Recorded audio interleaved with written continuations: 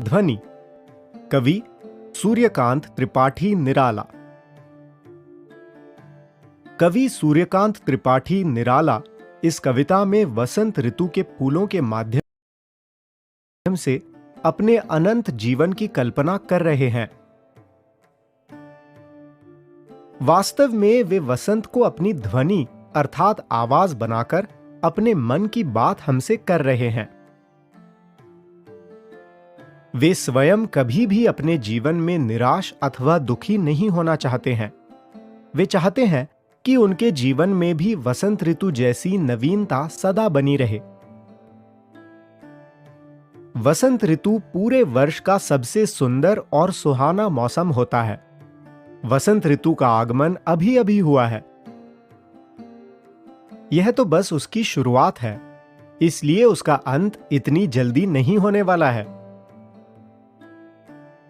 बिल्कुल वैसे ही कवि के जीवन में भी आशा रूपी कोमल वसंत की शुरुआत हो गई है।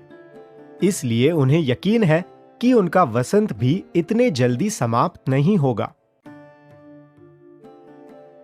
वसंत आने से पेड़ों की डालियों पर हरे हरे सुंदर नए पत्ते निकल आए हैं। साथ ही कोमल शरीर वाली नई छोटी छोटी कलियां भी आ गई हैं।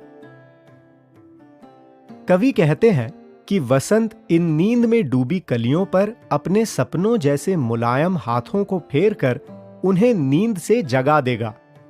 ऐसा करने से जब वे जागकर फूलों का रूप धारण करेंगी तो एक नई सुख देने वाली सुबह की शुरुआत होगी। वसंत हर फूल में भरे नींद चाहने वाले आलस्य की चाहत को खींचकर बाहर निकाल देगा।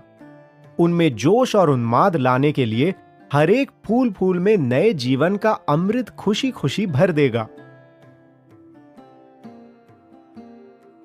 जब सारे फूल खिल जाएंगे तो वसंत स्वयं उन्हें इस न खत्म होने वाले संसार के दरवाजे खोलकर उसका मनोहारी दृश्य दिखलाएगा।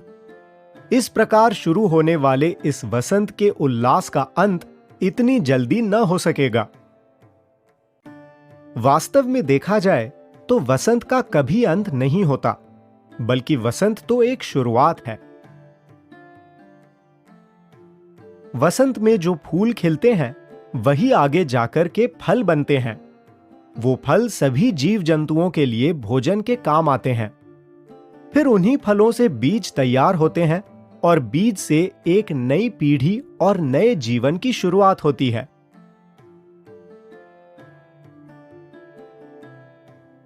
हर वर्ष वसंत की तरह ही उसका अंत भी अभी नहीं होगा। उन्हें भी अनंत काल तक किसी न किसी रूप में धरती पर याद किया जाएगा। इस कविता में विशेषण शब्दों का सुंदर तरीके से प्रयोग हुआ है। जैसे वाक्यांश हरे हरे ये पात में हरे हरे युग्म शब्द पत्तों के लिए विशेषण के रूप में प्रयुक्त हुए हैं। विशेषण संज्ञा या सर्वनाम शब्दों की विशेषता बताने वाले शब्दों को विशेषण कहते हैं। जैसे हरे हरे। विशेष्य जिस संज्ञा या सर्वनाम की विशेषता बताई जाती है उन्हें विशेष्य कहते हैं। जैसे पात। कुछ और उदाहरण देखें। कोमल गात, मृदुल वसंत, निद्रित कलियां, मृदुल कर, नवजीवन, प्रत्युष मनोहर।